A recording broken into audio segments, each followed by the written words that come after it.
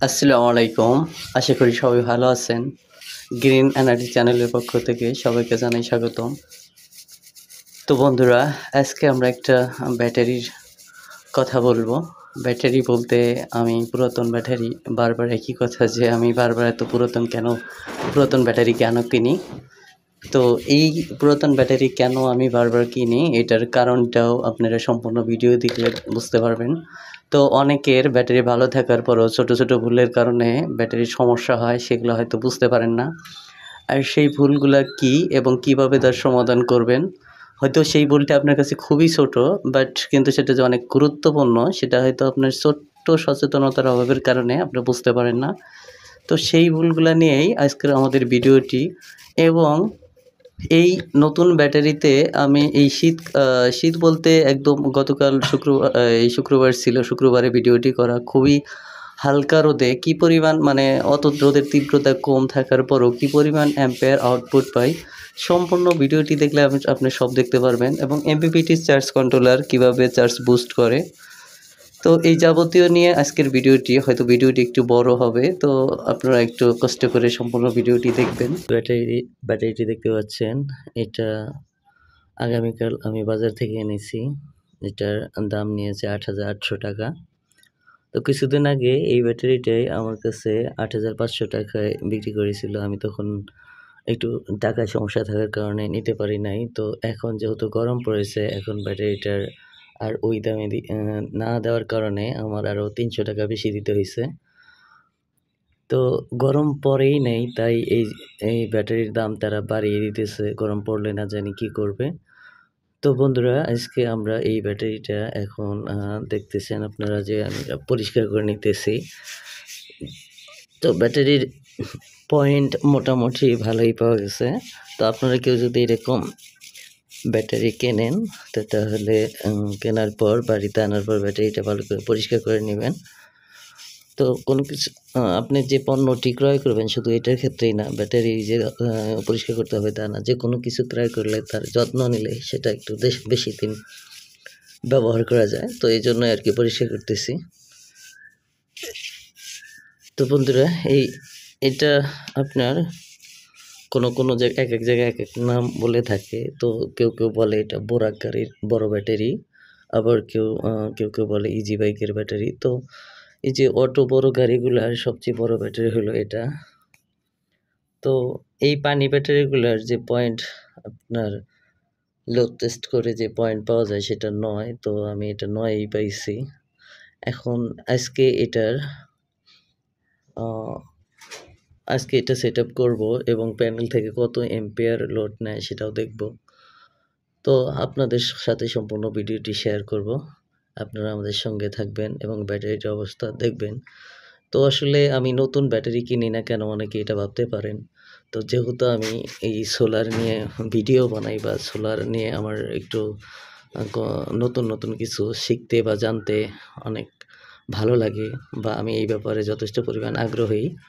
তাই আমি এই পুরাতন ব্যাটারি নিয়েই অনেক কিছু জানার চেষ্টা করতেছি, যে দেখি এই ব্যাটারিগুলো যদি আসলে আপনার ভালো ব্যাকআপ পাওয়া যায় এবং মোটামুটি ২-৩ বছর ব্যবহার করা যায়, তাহলে বা ৪-৫ বছর ব্যবহার করা যায়, তাহলে এত টাকা দিয়ে নতুন ব্যাটারি কেনার পক্ষে আমি না। আর যদি দেখি যে না, এটা আসলেই পুরাতন ব্যাটারি ব্যবহারও পুরাতনের মতোই হয়, তাহলে অবশ্যই আমি সাপোর্ট করব যে আপনারা নতুন ব্যাটারি কিনবেন।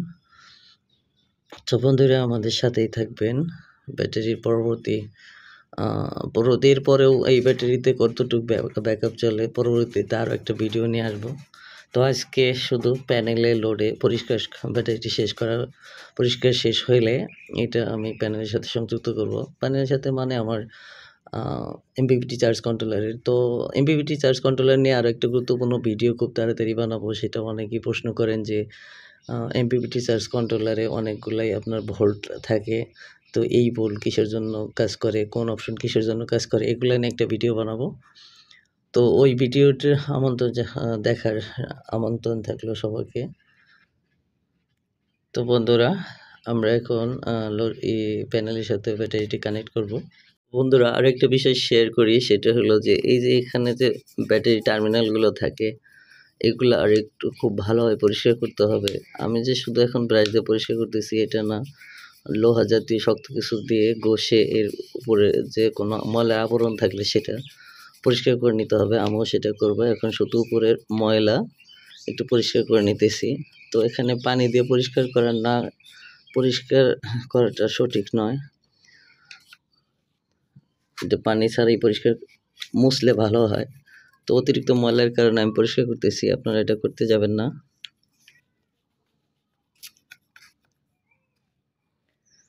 তো টার্মিনালগুলো ভালো করে ঘষে নিতে হবে। কেন সেটার কারণটা হইলো যে এর উপর ময়লা থাকলে আপনার ব্যাটারির সাথে আপনার যে প্যানেল থেকে যে কন্ট্রোলার থেকে তারটা আসবে সেটা ঠিকঠাক মতো সংযোগ হবে না, এবং ব্যাটারি থেকে আউটপুটও আপনার কন্ট্রোলারে যাবে না, এবং কন্ট্রোলার থেকে যে চার্জটা আসে সেটাও ঠিক মতো ব্যাটারির সাথে কানেক্ট হবে না।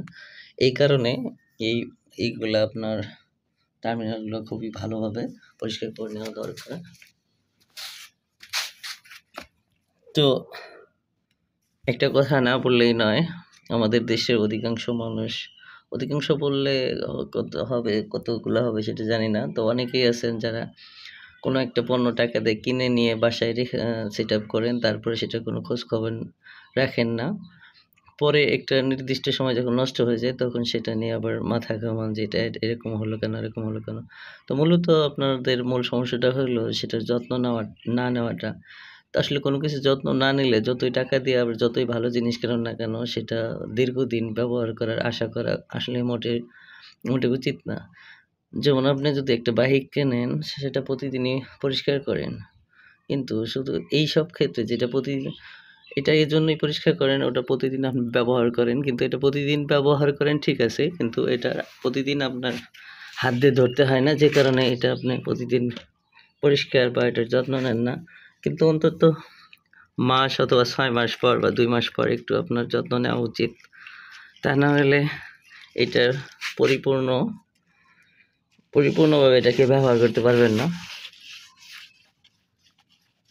তারপরে শুধু কোম্পানিকে দোষারোপ করবেন এবং দোকানদারকে গিয়ে বলবেন ভালো ব্যাটারি দেয়নি।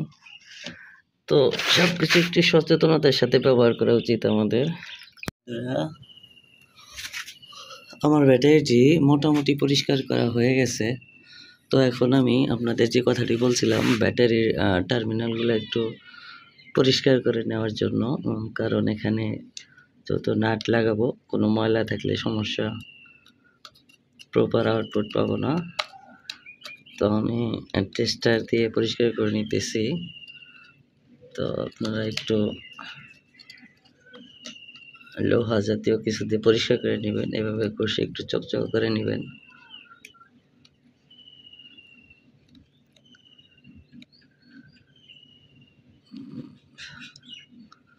তো দেখতেছেন আমি কেমনে পরিষ্কার করতেছি। তো 2 সাইড থেকে পরিষ্কার করবেন। তো আসলে এটা নতুন ব্যাটারি যখন নেবেন তখন এরকম করে পরিষ্কার করার প্রয়োজন হবে না, কিন্তু আবার ওই ব্যাটারি যদি আপনার 2-4 বছর যায় তখন আবার এটা পরিষ্কার করার প্রয়োজন হয়।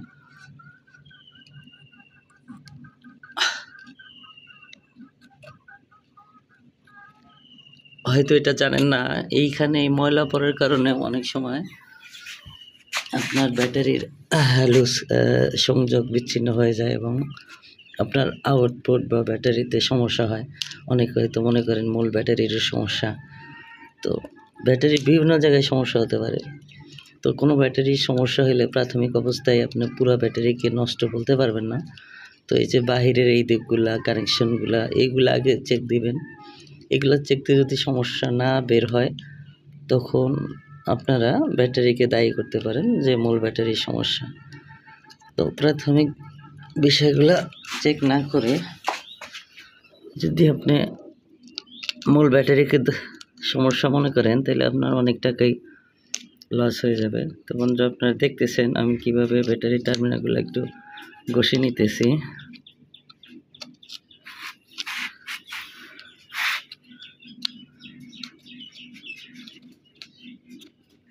তো আপনারা 2 সাইড একটু যেখানে নাট প্রবেশ করবে সেগুলো একটু পরিষ্কার করে নেবেন এবং 2 সাইডটাও পরিষ্কার করে নেবেন। যেহেতু এটা সীসা তাই আপনার একটু ভালো করে ডলা দিলেই, কোনো কিছু শক্ত কিছু দিয়ে একটু ঘষে নিলেই পরিষ্কার হয়ে যাবে। এবং আসল সীসা বা নতুন সীসা বের হবে। তো বন্ধুরা আমি একটা পরিষ্কার করে ফেলেছি।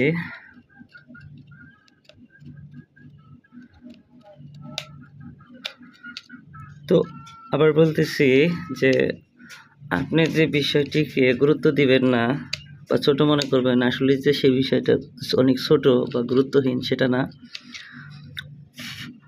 আপনার কাছে কোনো বিষয় গুরুত্বপূর্ণ নাই মনে হতে পারে, তবে সেটা আসলেই ছোট হলেও অনেক বড় গুরুত্বপূর্ণ। তো এই টার্মিনালগুলো অনেক গুরুত্বপূর্ণ বিষয়। এখানে যদি আপনার ময়লা পড়ে থাকে অনেক বড় ধরনের সমস্যা হয়, যেটা হয়তো অনেকেই চিন্তাও করে থাকেন না। তো টার্মিনালগুলো একটু ভাবে ঘষে চকচকা করে নেবেন।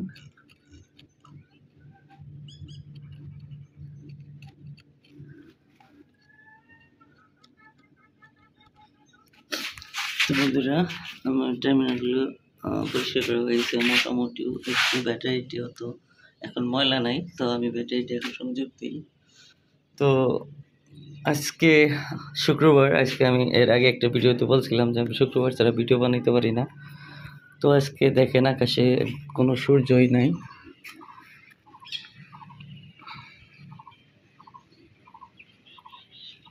এখন 8টা বাজে। এখন পর্যন্ত আমি আকাশে কোনো সূর্য দেখতে পাচ্ছি না। বুঝতেছি না যে আজকে সূর্য উঠবে কি না, তবে হয়তো উঠতে পারে 9টা-10টার দিক, দেখা যাক। তারপরেও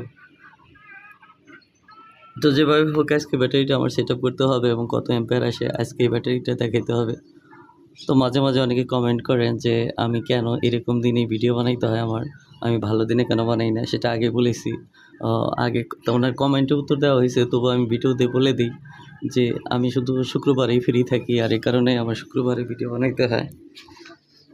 তো শুক্রবারের যে আবহাওয়া থাকে সেই আবহাওয়াতে আমার আউটপুট টেস্ট করতে হয়।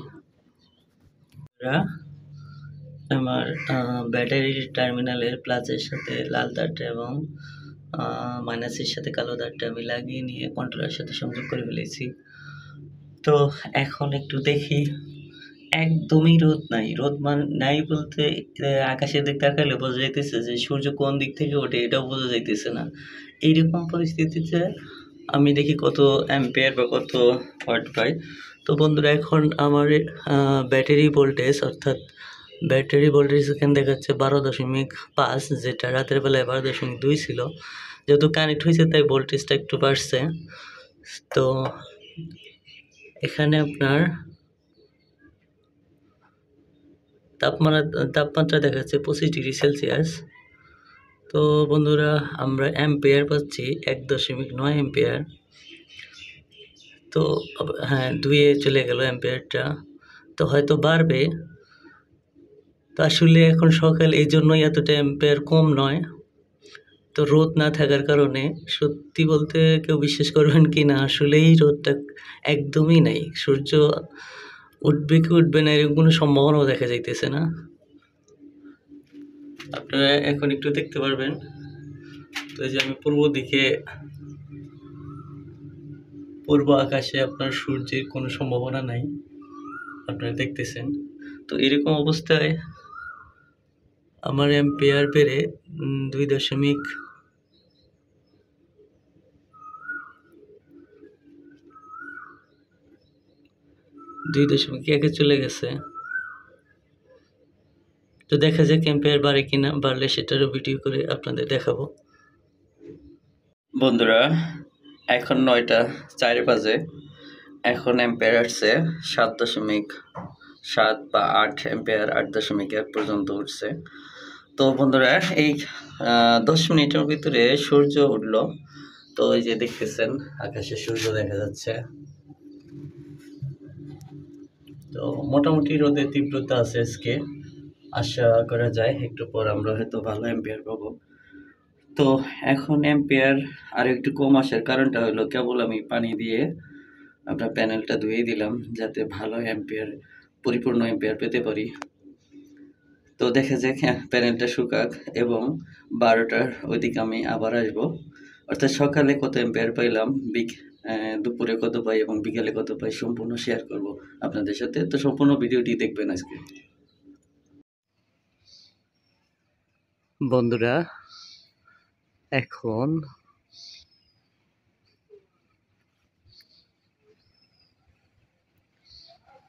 12টা 31।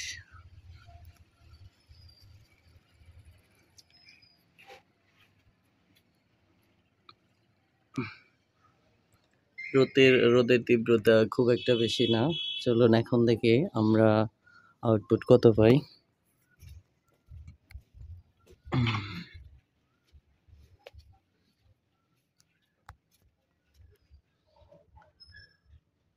তো বন্ধুরা, এখন আমরা এই এমপিপিটি চার্জ কন্ট্রোলার থেকে আউটপুট পেতেছি 13.6। তো রোদ এতক্ষণ রোদ ছিল না। সকাল প্রায় 9:30 থেকে আপনার 11টা পর্যন্ত একদম রোদ কম ছিল, আবার রোদ চলে গেছে। এই যে দেখা যায় রোদ চলে গেছে। তো রোদ চলে গেলে অ্যাম্পিয়ার ড্রপ করে, অ্যাম্পিয়ার কমে গিয়ে এখানে দেখেন আবার আসছে 13.4। তো 12টা 31 অর্থাৎ 12:30টার সময় আমি যে অ্যাম্পিয়ার পাইতেছি, তো অনেক ভালো অ্যাম্পিয়ার। আমি যতটুকু আশা করেছি তার থেকে অনেক বেটার পাইতেছি। আমার প্যানেলটার বয়সও 1 বছর হয়ে গেছে। এটার আউটপুটে আমি কোনো কমতি পাইতেছি না, অর্থাৎ মানে যতটুক পাওয়ার কথা ততটুকুই পাইতেছি। তো যদি রোদটা ভালোভাবে ওঠে হয়তো আমি 16-17 অ্যাম্পিয়ার পর্যন্ত পাবো। তো দেখি, আরেকটু অপেক্ষা করি কি অবস্থা হয় অ্যাম্পিয়ার। বন্ধুরা, রোদের তীব্রতা এখন একটু বেড়েছে আগের থেকে। তো এখন আমরা দেখব আমাদের অ্যাম্পিয়ার কত আসতেছে। তো বন্ধুরা, এখন অ্যাম্পিয়ার আমরা 14.1 পাচ্ছি। তো এইটা পুরো গ্রীষ্মকালে যখন রোদ অনেক বেশি থাকে তখন আমি 16.7 অ্যাম্পিয়ার পাইছি। তো এই সময় এখনো পূর্ণদমে গরম পড়ে নাই। এখনো মোটামুটি শীত কিছুটা হইলেও আছে রাতের বেলায়, তো দিনে হয়তো নাই। তো এই সময় 14.1 অ্যাম্পিয়ার, আরও আজকের দিনটাও মেঘলা। তো খুবই ভালো রেজাল্ট এটা আমার জন্য। তো আপনারাও আপনাদের যারা 360 ওয়াট, 355 বা 360 ওয়াট লঞ্জি প্যানেল ব্যবহার করেন তারা একটু চেক করে দেখবেন যে এই সময় কি পরিমাণ আউটপুট পাইতেছেন।